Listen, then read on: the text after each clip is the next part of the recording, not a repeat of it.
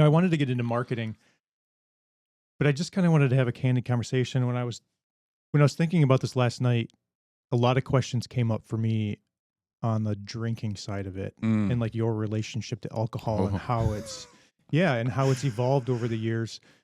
And I don't talk about this much, but like I'm coming up on 5 years sober. It's wild. Yeah. So being in this industry has had its challenges, and I remember watching your talk that's on YouTube. Yeah, Failure the Lab. Failure Lab Yeah. talk, and about, you get into specifically about an event that happened in college, and it always got me thinking about my relationship to alcohol in college and growing up, and how that's evolved over the years, and how deep it got, and how unhealthy it got. And for me, it was, I got to put an end to this. It was like, I gotta stop it. Yeah. And then, but with you and your recognition of that, you went down a different path, and you became the CEO of Better Drinking Culture. Yeah. You wrote a book, Yeah. The Drinker's Manifesto, Right. to help people with their relationship in alcohol. And maybe it always came off as kind of like a word of caution to those of you just getting into alcohol, or those of you in college. Like, look, hey, there's a lot of people that have gone down this road. How about you? Here's a little bit of advice for you. Yeah. Are we rolling? We're rolling. Oh, sweet. We're just diving right into it. I like that a lot. So everyone's got their own story, and I'll preface this by saying, like, if I happen to drop any cliches, that most people, their knee-jerk reaction would be to give it an eye roll, Yeah. But everyone is on their own journey, and I recognize that I was going down a very slippery slope with consumption, and my issue was not one of a health conscious or health related issue. Mine had to do with relationships. Okay. Both with myself and with others. And what I realized, and I talk about it in that Failure Lab talk, is this escalation of regret. It starts with you do something and you're embarrassed by it. You do another thing and then you regret it.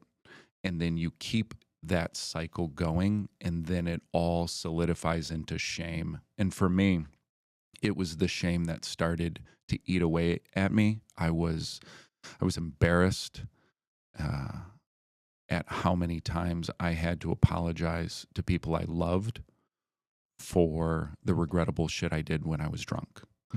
If I remembered it at all. And the worst was when someone would say, hey, that thing you did last night or last weekend, that was really problematic. So what do? You drink a little more to forget that conversation ever happened. And when the opportunity was presented to me to lead Better Drinking Culture, I was drunk during the moment when I originally encountered BDC, Better Drinking Culture, at a beer event. I was with a buddy. We were drunk. It caught my eye. They were a sponsor of the event.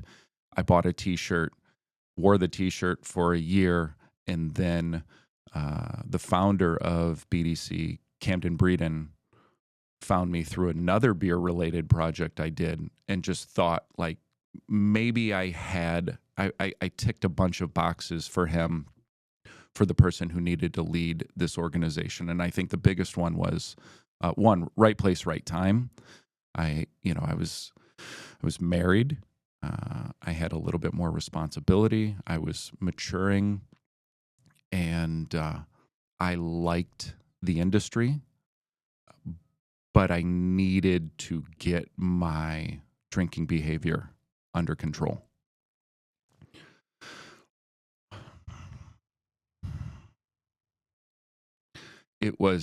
It's tough because in that seat at BDC, you couldn't just talk the talk. Like, you had to walk the walk. What I was doing wouldn't have held a lot of water if I was speaking in front of the alcohol industry or a room full of producers of alcohol, or a lecture hall full of college students. It wouldn't have worked if I was hungover during those talks. It wouldn't have worked if after those talks I went out and got hammered. So I started to realize that my contribution to this conversation, to the topic, to the culture, was way bigger than me, and that if I wanted to do good in that role, then I had to adhere to a higher standard of behavior within my own life. And so I'm very fortunate. At the proverbial fork in the road, like, I could have very easily gone down the other path, but BDC came into my life again at the right place at the right time.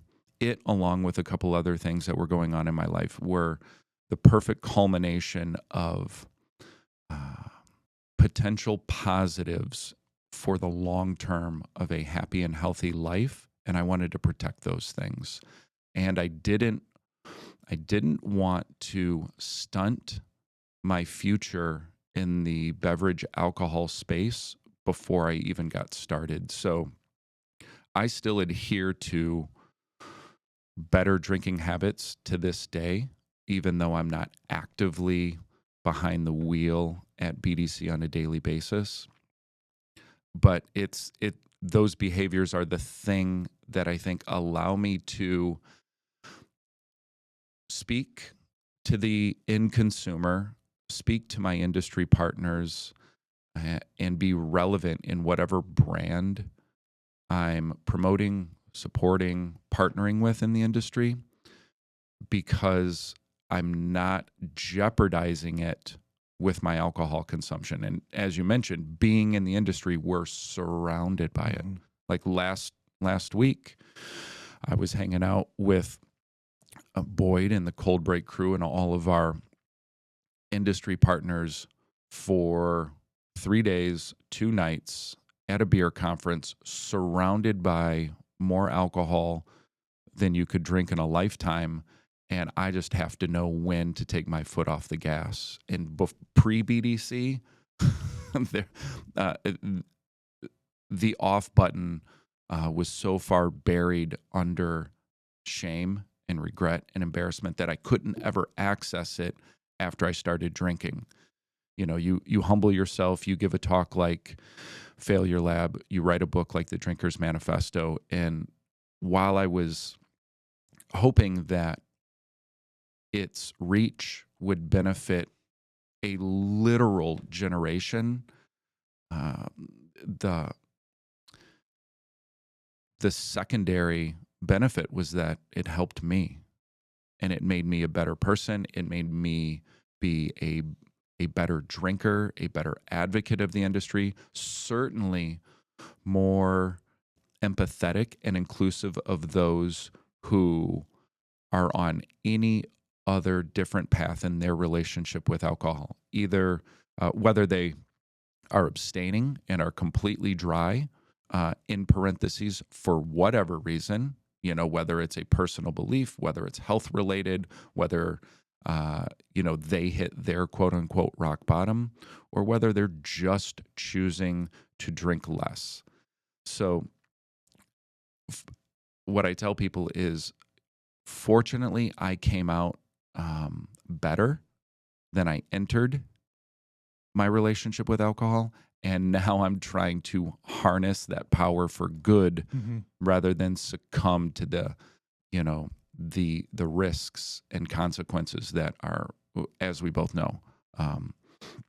So how do you navigate those checks and balances for yourself? I think it helps to maintain a regimented or ritualistic lifestyle otherwise. Like, what other healthy patterns of behavior are you in, and for what reason? One, I love being alive. I have many hobbies and passions that, for me, at my age, are way higher of a priority than waking up tomorrow and feeling like shit. Yeah. And if I drink too much tonight, I get to do less of the stuff I love tomorrow. Yep. I saw that right away when I quit drinking. And I didn't realize that would happen to me. One of the things that was always in the back of my mind as an adult was, man, I really like aviation. Always had a passion for it. Always wanted to get my private pilot's license.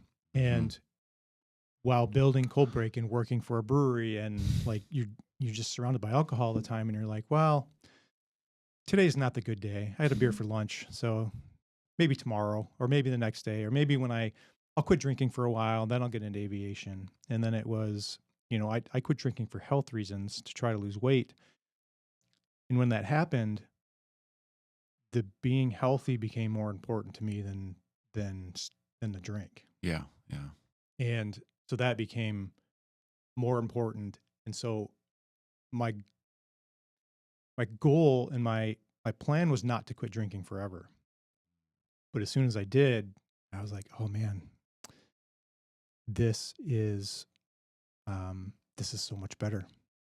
And when I got control of it and I wasn't drinking, I started to do other things. I started to exercise more. I started to get into aviation. I started studying, and I started all these things compounded. And I was like, wow, this is so much better. And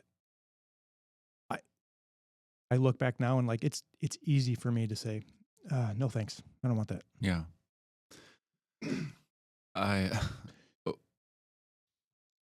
A couple weeks ago, my sister-in-law celebrated her 40th birthday, and we went out to celebrate. And it was drinks before dinner, drinks with dinner. It was drinks after dinner before an activity, and then it was, a late night activity with drinks. And I had too much to drink that night. Never got out of control, but the end of the night is a little fuzzy.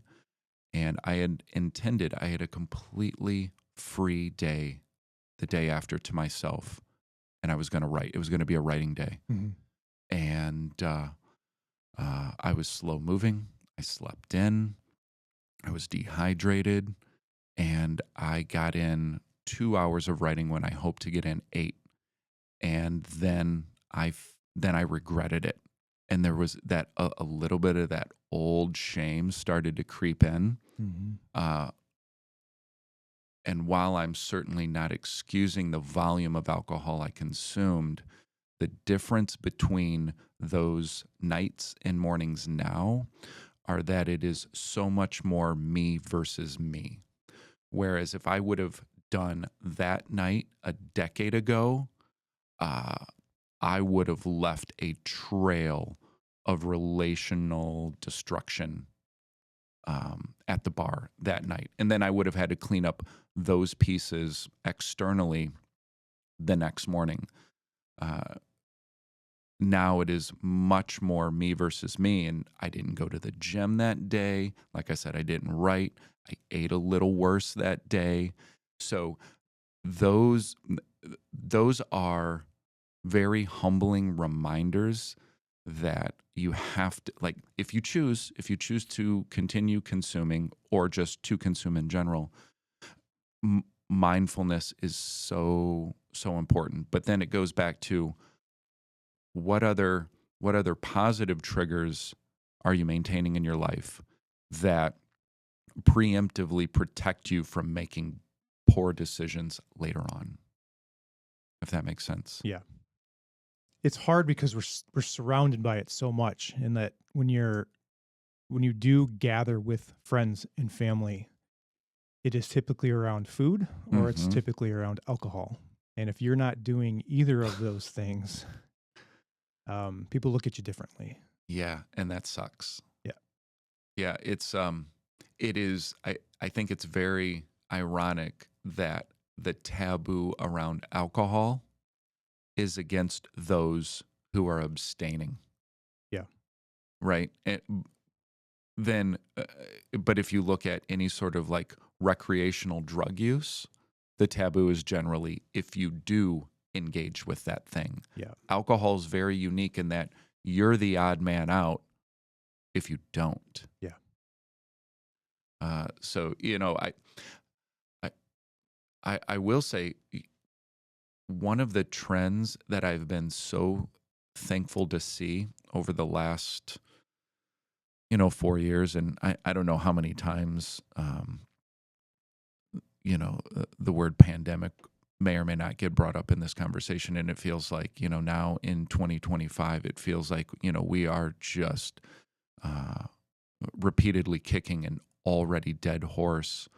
But things changed, and there's the before times and then there's the after times, and the one silver lining that I've seen both statistically and anecdotally is the rise in popularity of low ABV or zero ABV options, and I think that's fantastic. And I applaud all of those makers and consumers.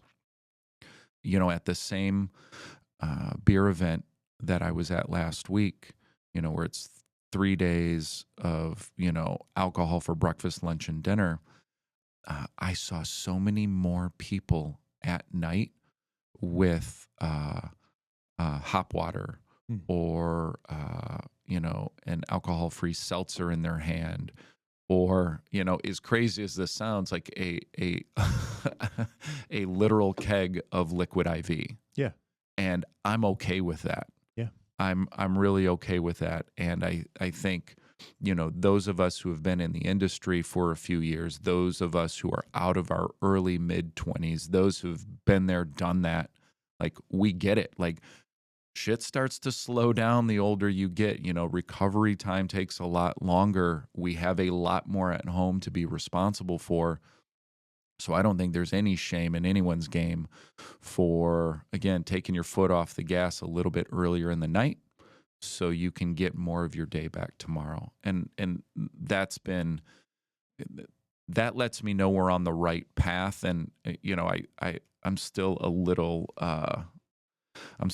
butthurt, I think, from running BDC and writing a book that I think came out probably 2 years before its time. I think we were the band who released their debut album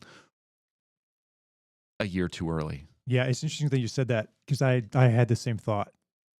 Because the statistics that I've seen and read, the questions that are asked, like the Gen Zers, Yeah. 21 to 28-year-olds now said, "Have you had a drink in the past month?" Mhm. They went from 59% in 2013 to 49% in 2023 was the last statistic I saw. So it's dropping about a percentage per year Yeah. of people consuming alcohol. And it's whether that's because of the pandemic and the different way that they socialize, the rise in cannabis, Yeah. that they would rather do that. There's more or isolation. more isolation because alcohol is such a social thing. Right, If you're right. not being social, you're going to consume less. And so Yeah. there is this trend of alcohol kind of taking a dip. But on the flip side of that, the adults, the drinking is going up. So for the older people, it's going up, and for the younger people, it's going down. Yeah, I think the younger generation, I hope that they're looking at those who have gone before them and are identifying where we may have gotten it wrong. Yeah. And any course correction, even by a degree over time, is quite significant. I think perhaps just anecdotally, for the adult veteran drinking population, those who have been in the drinking game for a while, I think we're also influenced by the state of the world right now. It's I I want to be an optimist, and I try really hard, but it feels like we as a human, like every single day, we're up against an onslaught of negativity, Mm-hmm. of pessimism, of discrepancy, lack of transparency.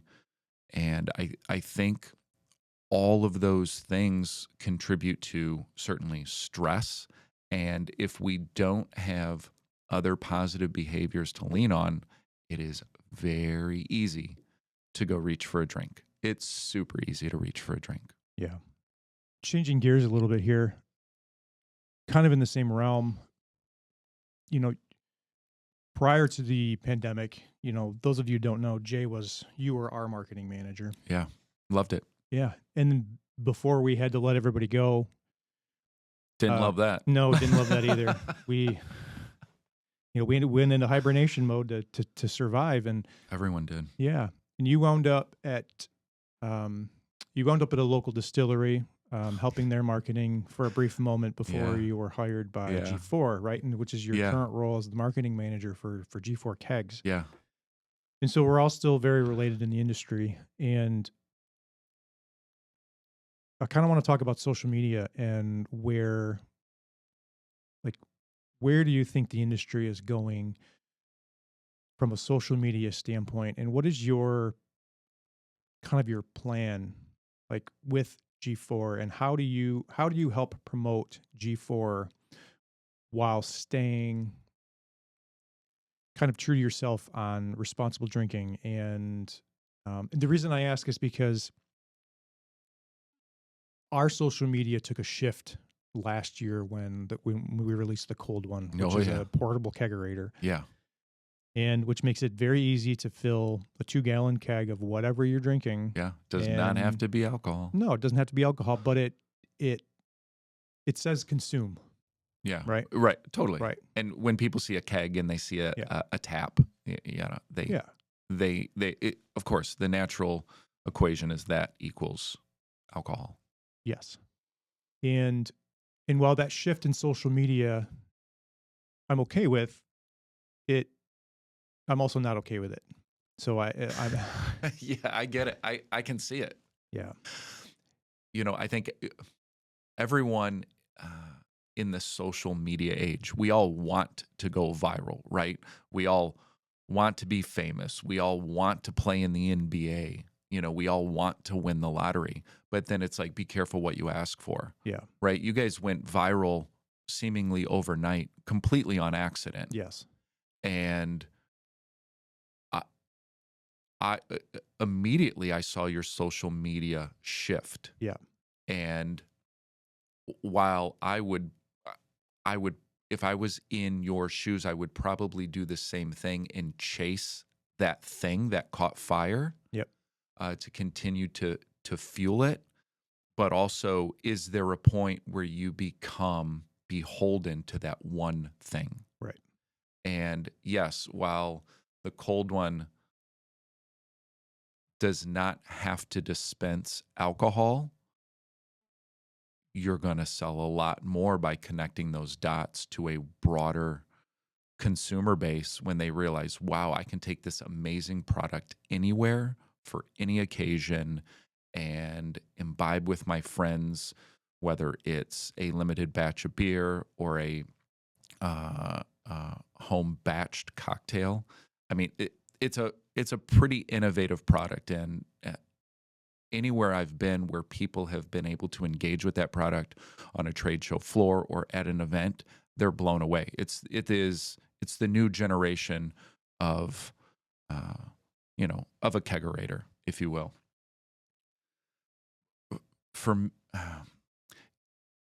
I am in an interesting position given my experience with better drinking culture, because I cannot detether myself from an ever consideration for those who don't consume, shouldn't consume or don't need to overconsume. So, we are in the business of selling a product that holds alcohol for people to consume, right? So, Yeah. by nature, the more people consume, the more product we sell, the more successful our company is, and the easier my job is going to be, and the more money I'm going to make, right? So all of those factors point toward, um, an advocacy of consumption. Uh, but we would also be doing a disservice to everyone, the industry and the end consumer, by promoting overconsumption. When I was running BDC, we believed that by advocating for better drinking, for mindful consumption, um, brands, on-premise establishments, we believed that you're actually curating a better customer, a higher end, longer term customer. Everyone who's got an alcohol story from college, everyone's got that one thing they can't drink anymore. And you watch the Failure Lab talk, that drink for me is Jaeger. I can't smell it, I can't look at it, and I sure as hell can't drink it. So guess what? Jaeger, who's in the business of selling more of their product, will never get another dime out of me because I ruined my relationship with it, because at the time I was drinking it, Jaeger bombs, oh my God, so long ago, those were all the rage. And Yeah. you don't consume Jaeger bombs in moderation, right? If you do Right. one, you're doing 5. So, I think that strategy for just pushing alcohol as hard as possible, it may look good in your bottom line in the short term, but you risk losing that customer in the long term. So, at G4 Kegs, I think the most important thing, and I would say this for most brands, or at least every brand that I've been responsible for promoting, they've all been relatively small, modest, independently owned, scrappy startup brands. So I think it's made it very easy for me behind the curtain, behind the social media curtain, um, to humanize those brands. And I think that's so critical, with the emergence of AI and having Chat GPT do everything for you. And I'm a writer at heart, so I have a natural resistance to it, and Yep. I'm presently trying to evaluate my own personal biases, because I never want to stay in my own way to prevent the greater good or the best outcome. So I try to let whoever the audience is on the receiving end of the brand I'm promoting, I try to let them know that the brand they're engaging with or following with is operated by humans. And I believe people want to feel an authentic connection. And regardless of whatever camp you're in, regardless of what you're drinking, what you're not drinking, what you like, what you don't like, you can always feel it when a brand means it, when they're authentic and Yep. they're not trying to give you the old bait and switch. Yep. So while most people who follow G4 Kegs on social media, if they're following along and if they pick up the breadcrumbs, they know that it is one man pulling all the levers. But I try to communicate our brand and every brand I've been responsible for with a voice and a tone that is representative of the vibe of that brand. And each one is a little bit different. You've got to know the language, the lingo, certainly the tone, the approach, when to be serious and professional, and when you can have a little bit more fun. But I think, long story short, it's critical to humanize your brand. Yes. And I think a lot of, like, relating this to mobile bars, I think a lot of small businesses don't get that. And I think a lot of mobile bars, especially if they're new to social media, they're making videos of the cocktails they're making. Sure. They're like, hey, look at this. I'm not going to follow you because you made a Paloma. I don't care what it looks like. Yeah, I can find 100 recipes. Yeah. In one search. And if I'm looking for you to throw a party for me or serve my wedding, I want to know who you are. Who's showing up? Yeah. Who are you? Right. Who are your bartenders? Yeah. I want to know about them. I don't want to know about the drink that you're serving. I don't care. Yeah. We get it. We get the concept. You know, you provide a service and or a product. If I want to buy that thing, I can buy that thing. But if it requires someone like that who has to come with it and activate it, who's behind it is so important. Yep. And I talked to a couple mobile bar owners yesterday, and they told me, I was like, well, we were talking about employees, and I said, well, are you going to get to a point where, are you going to hire bartenders and just send them? And she said, they were a team, husband and wife team. And she said, no, she said, always, one of us will always be there because we are the brand, and we are the people that want to be in control, and we want to be there. And that's smart. And I love that. And, Boyd and I, we have followed that.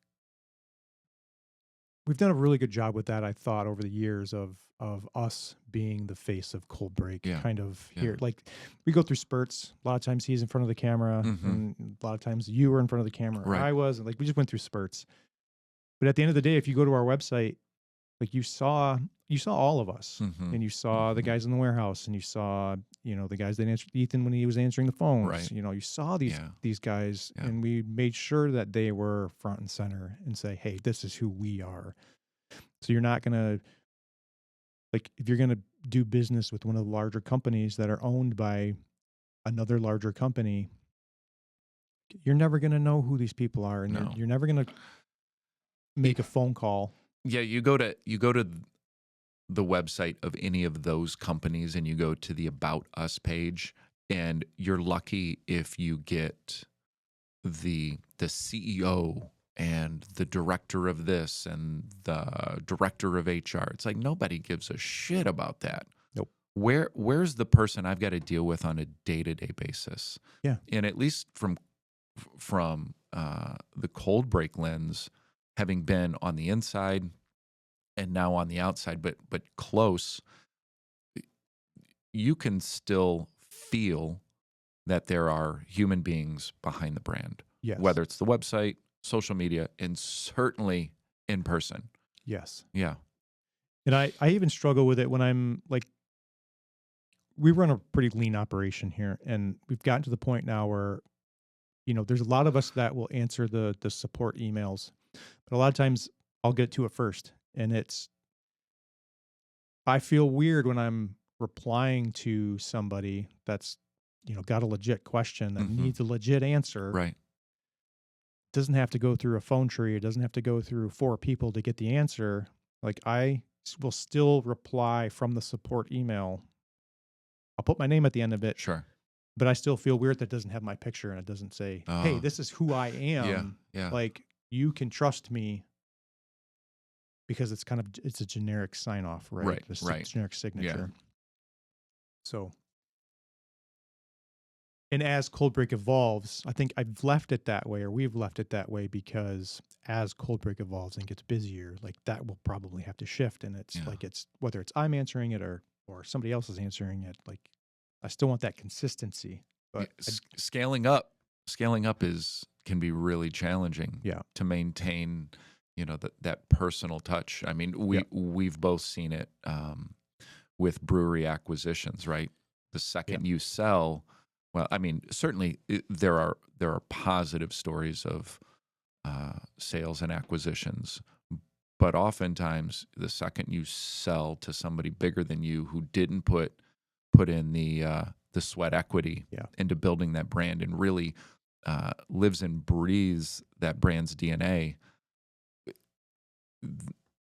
that disconnect starts to happen. And then the longer you let that go, the more distance you're creating between you and creating a bond with your customer. So what kind of advice would you give to somebody that's just starting out? You know, maybe they've got a year underneath their belt with their business, and they're trying social media. You know, what have you found that works well? Whether it's the platform, Yeah. whether it's the type of social media, which I know is constantly evolving. Yeah, totally. But what would you recommend for smaller businesses? Don't half-ass everything. You cannot be everything to everyone everywhere. We have found the most traction on Instagram. I don't know about you, but as of late on Facebook, Facebook has been maddening to me, both personally and professionally. My feed is just flooded with suggested content that is not relevant to anything I'm interested in or that I need. So presently in January 2025, I am very frustrated with the current state of Facebook. On Instagram, it's for me, it's much more visually appealing. It feels more personal. There's for me, there seems to be less noise. My recommendation would be,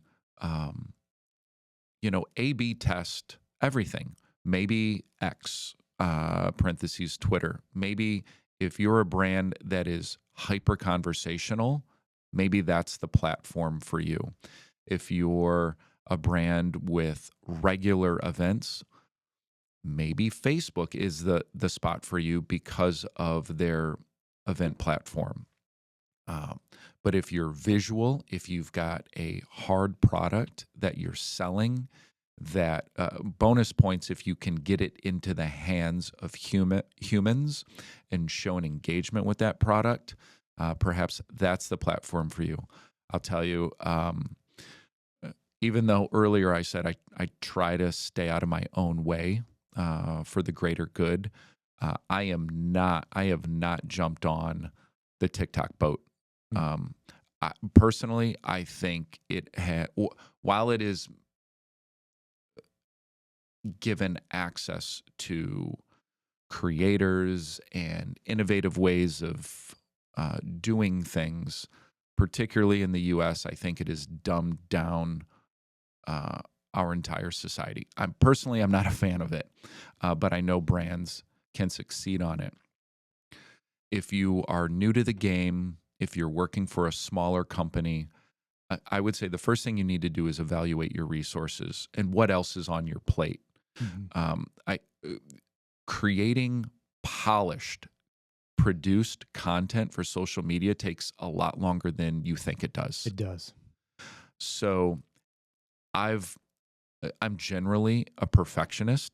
As you know, I have historically needed things to be 100% correct before they go out the door, and that has impeded my ability to put out more content. And I've learned to get better with that as I've gotten along. Also, we know that attention spans are nothing today. And I think today people don't need polished. They just need a lot of a thing. So whatever you're going to do, evaluate your resources. What do you have at hand? What talents do you possess? Do you need a graphic designer? Do you need a video person? Do you need photo assets of the thing you're trying to sell? Above all, like I think you need really good product photos, images. Know what your your brand identity is in terms of what your brand stands for, what it doesn't stand for. Are you the brand who's going to virtue signal for every shift in political or cultural dynamic? That's important. A lot of brands think they have to virtue signal everything just to let everyone know they're on board. Well, every time you raise your hand in solidarity for one thing, you're telling the other half of the population you don't give a shit about them. So either you're damned if you do, damned if you don't. Right. Right? So pick a lane, know what your brand stands for, know where your threshold is for not engaging, have a strategy behind how you deal with trolls and comments, because that's a real thing. You know, people want to bait you, and then they want to drag you for a misstep. And then as much as you can, post consistently. But again, really hone in your brand's voice, tone, language, and certainly take feedback from the people on your team. You know, I could go off on an island and just post everything that I think looks good or everything that I think we need to promote as a brand. But if I'm not taking into consideration what the sales team needs, or maybe an advancement we've made in our warehouse to increase efficiencies, if I'm not taking those things into consideration, I'm not marketing the company. I'm just marketing what feels good to me. Yeah. And my role is bigger than me. Granted, I have nearly full autonomy to do what I want, and I believe I have the best interest of the brand at heart. But I also have to be considerate of, we're also a small operation, so I need to be considerate and keep my ear to the ground for what the sales team needs, for what they're hearing from customers, from the other, from our industry partners, and make sure I'm scratching everybody's back internally while communicating it publicly in a way that's hopefully interesting and engaging.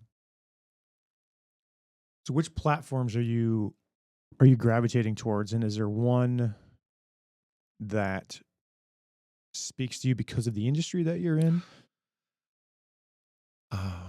Because if there's so many because of the time and the energy and all the, like, what it takes to be present on all of the platforms. Yeah. Right. And it's too easy to click share to Facebook as well if you're posting to Instagram, right? Yep. And to not create that content. But each one has their own specialty and their own purpose, right?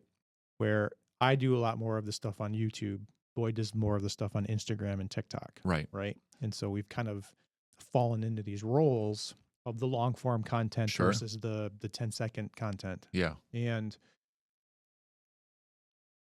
it is time consuming to create, it's time consuming to post, and you just have to hope that the content is seen by the people that you want to see it, and also, if you're a small business, like, maybe find the one that you're really good at and the one that speaks to you, and focus your attention there.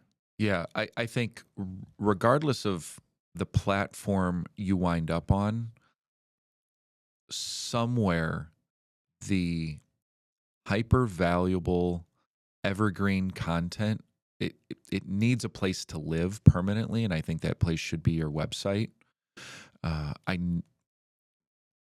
Social media is great for quick bites, but there are going to be consumers, there are going to be interested parties who want to take a deep dive with you, and Coldbreak does a fantastic job of informative blog posts, educational tutorial videos on YouTube. That stuff is incredibly valuable. We have, over the last year, in 2024, we invested money and resources into building up our blog content. We employ a third-party digital marketing agency who handles all of our paid media. Okay. in SEO management, and they collaborate with me and me with them on blog content. That serves two purposes. One, it creates a richer, more deep experience for the visitor who comes to our website and is seeking more information. And then it is also helping us, frankly, edge out our competition on search results. So our organic traffic to our website has spiked over the last year because we've dedicated time and energy to building up banks of content on our website, primarily blog content. And then, without giving away all of the secret sauce, it's taking advantage of every opportunity within your site to call back to other places within your site. Mm-hmm. So, that's why blog content is helpful. That's why building out product pages with as much specific information and detail and FAQ information is incredibly helpful. One of my favorite things to do, and if I had all the time in the world, I would do it daily, is to take customer service questions Oh my gosh. and answer them in front of a camera. Totally. And then throw it up on YouTube and answer the question. Yeah. Because there's somebody else out there with that question. All day long. And so if you treat it as a search result, like as if somebody was going to Google it, like it's going to come up on search results. We don't answer every single question with a standalone video, but our agency is incredibly good at looking at analyzing inquiries into our brand or kegs or anything adjacent, and then we take what is being searched and then we answer it in multiple different ways throughout our website. Yes. So Google's crawling our site and it knows that we've answered that question 3 different ways in 3 different places on our site. So to your point, it works. And if I could afford another me, I would have the second me do what you just said. Yeah.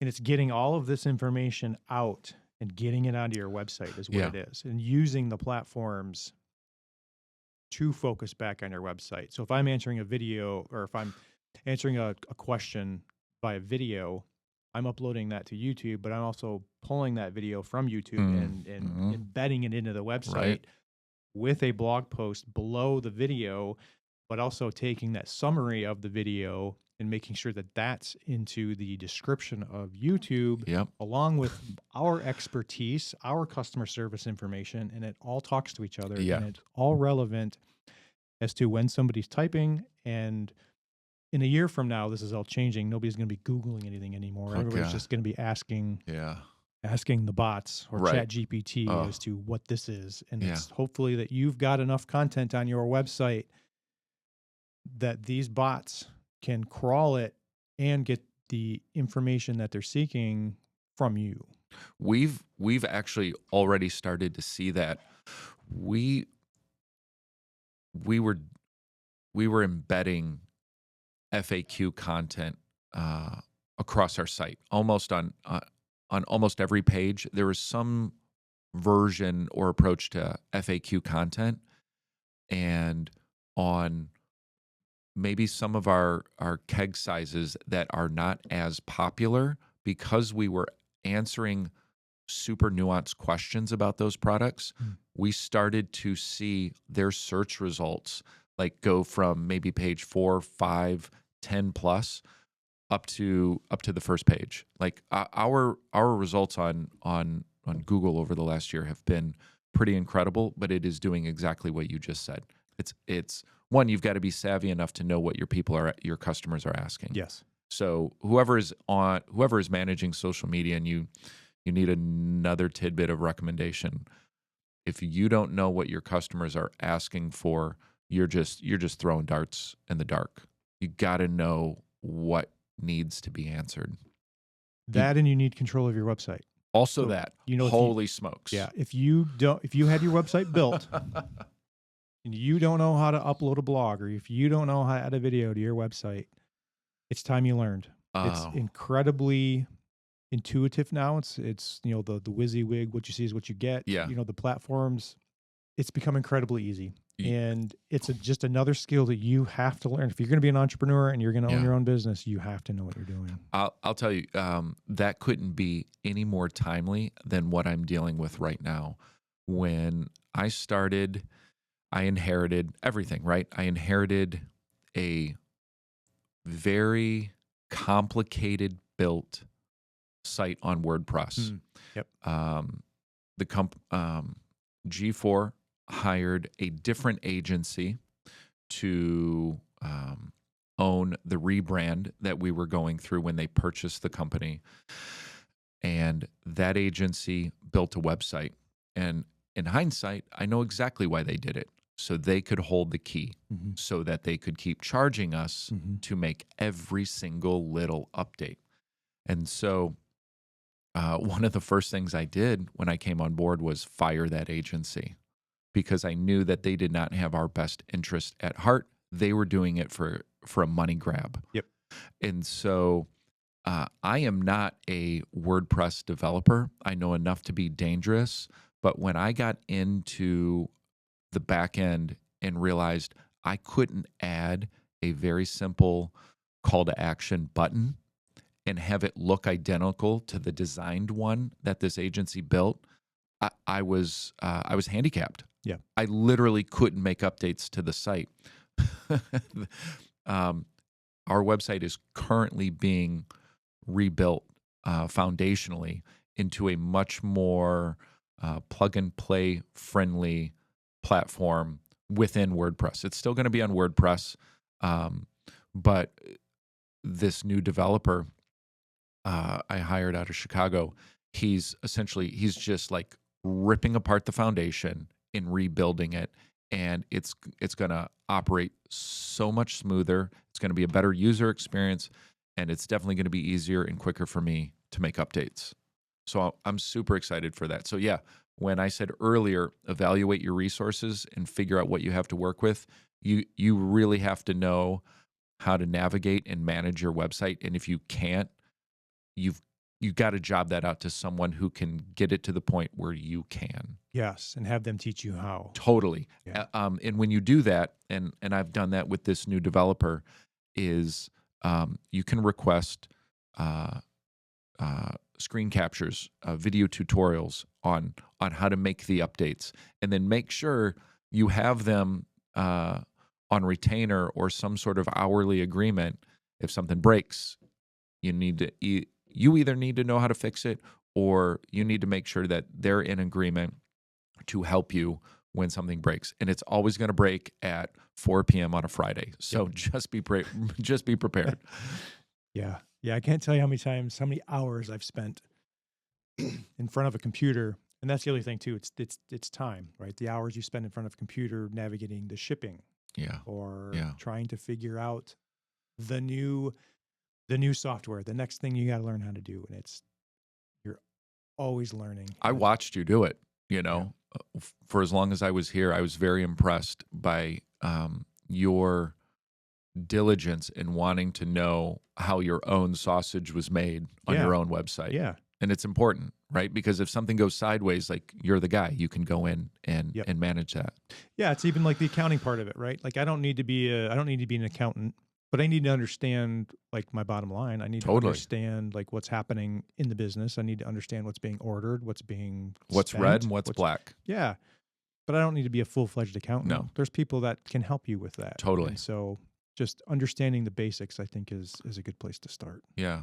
Also knowing, again, going back to evaluating your resources, do you have anyone on your team you can share that responsibility with? Yes. Can you delegate stuff? Like if you and Boyd have split that social content responsibility, you own platforms 1 and 2 and he owns 3 and 4, that's fantastic. Yes. Like, just get into that rhythm, and also clear regular communication with whoever you're working with always helps. And holy smokes, if I could if I could make one plea to every single person I work with, internally, externally, is clearly communicate upfront with as much notice as possible and what your expectations are. Oh my gosh. If no one out there listens to anything other than this, communicate what your expectations are. That's so frustrating. Yes. Well, I want to be respectful of your time here, Jay. Oh, man. Where can people find you? Personally, jasonley.com, on social at Jason Ley, and my last name is Ley. Professionally, I'm at g4kegs.com. That's G, the number 4, kegs, plural.com, and at social, G4kegs. All right. Appreciate you coming in. Oh my gosh. Thanks, man. Yeah. All right.